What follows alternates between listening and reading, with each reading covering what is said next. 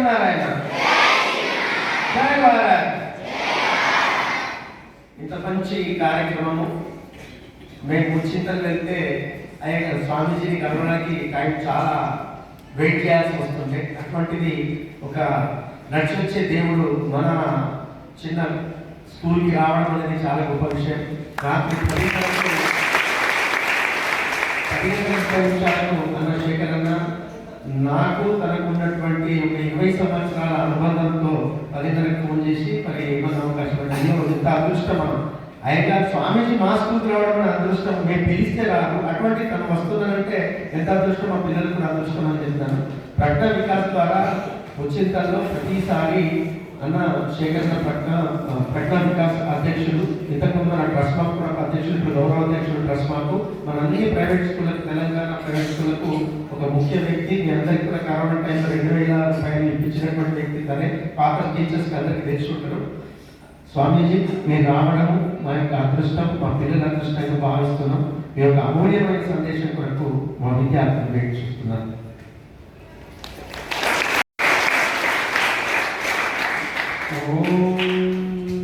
అస్మద్గురుభ్యో నమః. జై శ్రీమన్నారాయణ. ప్రియ విద్యార్థులారా, సో మీరంతా చక్కటి విద్యను నేర్చుకొని భవిష్యత్తులో కుటుంబానికి, సమాజానికి, దేశానికి కూడా సేవ చేయాలి అని కాంతి ఎడ్యుకేషనల్ ఇన్స్టిట్యూషన్ ద్వారా విలువలతో కూడిన విద్యను చక్కగా మీరంతా పొందుతున్నందుకు ముందుగా మీ అందరికీ మంగళాశాసనం చేస్తున్నాను. మీరంతా విద్యార్థులు అంటే విద్యని కోరుకునేవాడు. విద్య అంటే ఏంటి? విద్య అనగా ఏమి? నీతికారులు చాలా చెప్పారు. విద్యానామ నరస్య రూపమధికం. వాడు పొట్టిగా ఉన్నా, పొడుగా ఉన్నా, నల్లగా ఉన్నా, తెల్లగా ఉన్నా, వాడి ఒక ఆకారాన్ని కలిగించేది విద్య. విద్యానామ నరస్య రూపమధికం ప్రచ్ఛన్న దుఃఖం. ఇది మన కంటికి కనపడకపోయినా ఏది ధనం అనుకుంటున్నామో దానికంటే గొప్పది. విద్య భోగకరి, మనకి చక్కటి భోగాన్ని ఇచ్చేది. దానివల్ల భవిష్యత్తులో మంచి ఆనందాన్ని పొందగలుగుతారు. సుఖకరి, మంచి సుఖాన్ని పొందగలుగుతారు. విద్య గురువునామపి గురువు. గురువు అంటే చదువు చెప్పేవాడు, జ్ఞానం ఇచ్చేవాడు అని. గురువు అంటే చాలా గొప్పది అని కూడా అర్థం. కనుక విద్య ఏది గొప్పదో అన్నిటికంటే గొప్పది. విద్య బంధుజను విదేశగమనే. విదేశం అంటే ఏంటి? విదేశం అంటే మనది కానిది. మన పుట్టిన గ్రామం దాటితే మరొక గ్రామం విదేశమే. మన పుట్టిన జిల్లా దాటితే మరొకటి విదేశమే. మన పుట్టిన రాష్ట్రం దాటితే అది విదేశమే. మనం పుట్టిన దేశం దాటితే అది కూడా విదేశం. అందుకే విదేశాల్లో అమెరికా, ఆస్ట్రేలియా, లండన్ ఇవన్నీ అంటుంటారు కదా. మనం ఎక్కడికి వెళ్ళినా విద్య ఏం చేస్తుంది? విద్య బంధుజను విదేశగమనే. మనకు చక్కటి స్నేహితుడిలాగా ఎవరితోనైనా మనం చక్కగా మాట్లాడగలిగేట్టుగా, కమ్యూనికేట్ చేయగలిగేట్టుగా, మనం వాళ్ళతో గడిపేట్టుగా. ఇంగ్లీష్ వస్తే ఎక్కడైనా బ్రతకగలుగుతామా లేదా? హిందీ వస్తే భారతదేశంలో ఎక్కడైనా బ్రతకగలుగుతామా లేదా? లేదా తమిళ వస్తే మద్రాసులో బ్రతకగలుగుతామా లేదా? లేదా మరాఠీ వస్తే మహారాష్ట్రలో బ్రతకగలుగుతామా? సో విద్య అనేది నీకు ఎక్కడైనా చక్కగా బ్రతకడానికి వీలుగా నీకు ఒక బంధువులా నీకు ఎప్పుడు ఉపకరిస్తాను. అంతేకాదు విద్య సుబోధ్యతే రాజన్. రాజుల చేత విద్య ఉన్నవాడే పూజించబడతాడు. నహి ధనం. రాజుగారికి ఆయన గొప్పతనం. ఆయన ఎవరిని గౌరవిస్తాడు?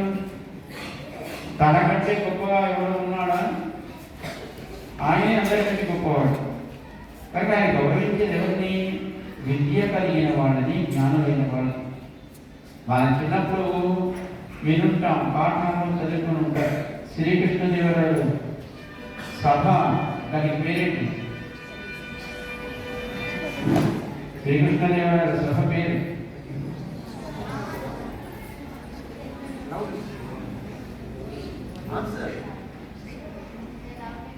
భువన విజయము. దాని పేరు భువన విజయము.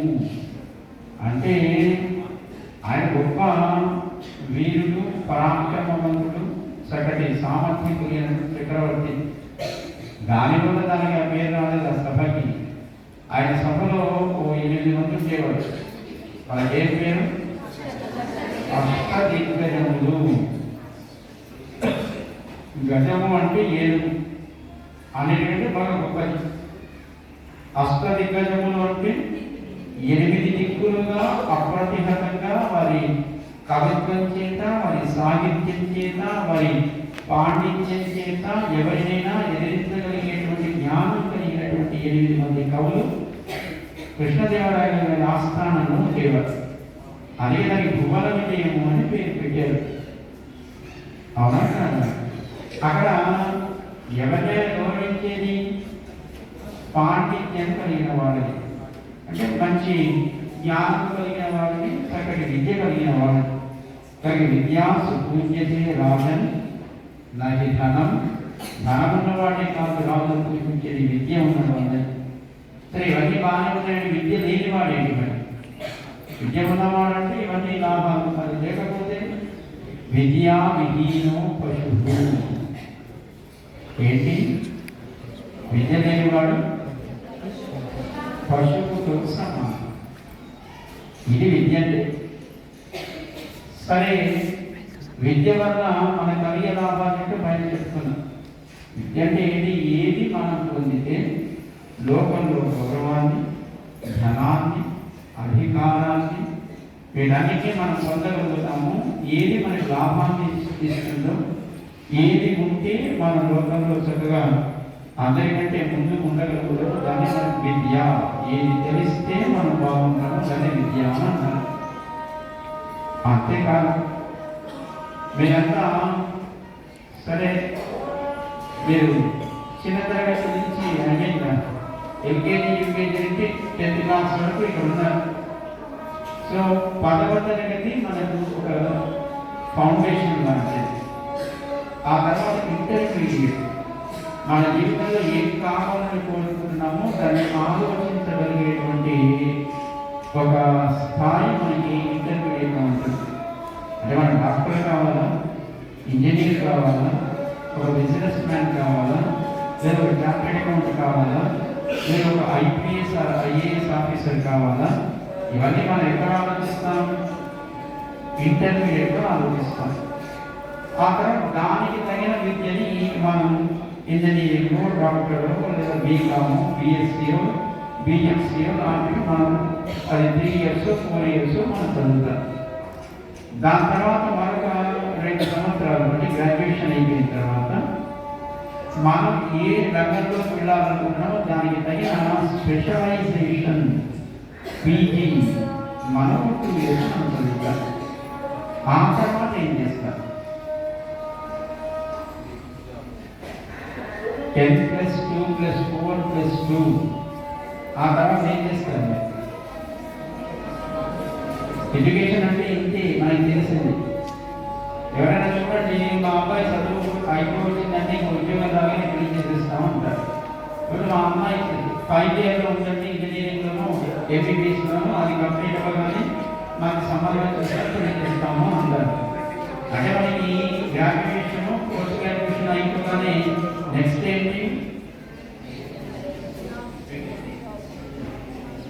ఏంటి? జాబ్. దాని తర్వాత లైఫ్ సెటిల్మెంట్. సో ఇదే మనకు తెలిసింది. So the purpose of education is to earn money and to settle in our life in a proper way. ఇదేం పెద్ద చెడు ప్రాక్టీస్ కాదు, it is not a bad practice, but whenever it is needed and whenever it is a necessary activity, so we use even cell phones and technology also. So మీ ఇంట్లో వాడుకుంటారా లేదా? అప్పుడప్పుడు వాట్సాప్లో మీరు కూడా వాడుకుంటారా లేదా? మీ బంధువులు ఉంటారు, ఎక్కడో ఉండే మీ ఫ్రెండ్స్ ఉంటారు, లేకపోతే ఇంకేదో అమెరికాలో ఉండేటువంటి మీ రిలేటివ్స్ ఉంటారు, మీ బాబాయో లేకపోతే పిన్ని లాంటి వాళ్ళు అందరితో మాట్లాడడం. సో అందరం వాడుతాం. సో మనకి టెక్నాలజీ ద్వారానే మన నెంబర్ ద్వారా మన కనుక స్వామివారి వెబ్సైట్లో రిజిస్టర్ అయితే everyday organisation post 2 shlokas of Bhagavad Gita with voice of Swamiji. So Chiranjeevi స్వామీజీ వాయిస్తో 2 భగవద్గీత శ్లోకాలు ప్రతిరోజు మనకు పంపిస్తారు, మన ఫోన్కి పంపిస్తారు. సో నేర్చుకోవాల్సిన లేదా? సో ఒక్కొక్కసారి కంబైన్ వర్డ్స్ ఉంటాయి. సో ఒక్కొక్కసారి ప్రతి పదం మనకి ప్రొనౌన్స్ చేయడం రాకపోవచ్చు సరిగా, లేదా స్పెల్ చేయడం రాకపోవచ్చు. So evening 8 to 8:40 as per the age group equation ఏదో మనకి తెలిసి ఉంటారు. అలాగే any language we should know the grammar of any language. We can speak and we can write in a proper way in that language. So సంస్కృతానికి కూడా వ్యాకరణం ఉంటుంది, అంటే గ్రామర్ ఉంటుంది. ఈ గ్రామాన్ని చక్కగా అర్థం చేసుకోవడానికి ఒక ఆయన సూత్రాలు రాసి చక్కగా మన సంస్కృత వ్యాకరణాన్ని చక్కగా నేర్చుకునేట్టుగా ఒక గ్రంథాన్ని తయారు చేశాడు. ఆయన పేరు పాణిని. ఏంటా పేరు? ఆయన పుట్టింది ఎక్కడ? లాహోర్ దగ్గర ఖైబర్ పఖ్తూన్ఖ్వా అనే place. So the birth place of Panini is in Lahore.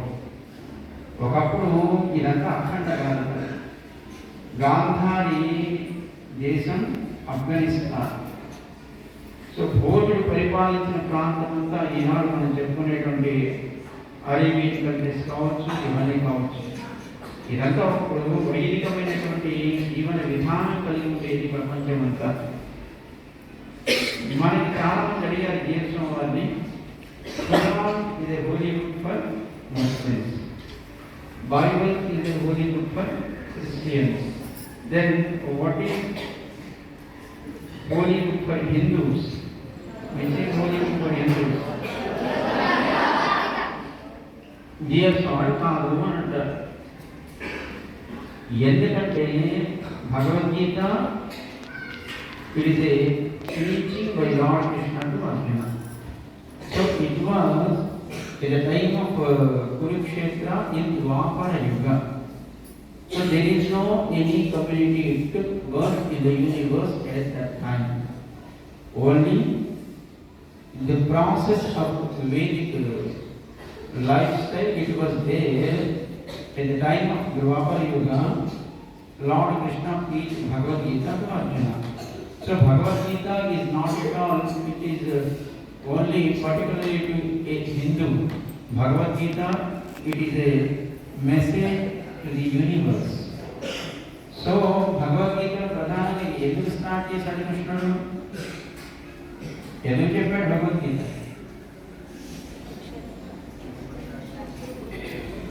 ఎందుకు? So Arjuna, he entered into the battleground and he saw all whatever the enemies, they are relatives of his relatives. So he don't want to fight and he don't want to kill all the enemies who are relatives of him. So he felt that it is adharma. So he wanted to drop his weapons.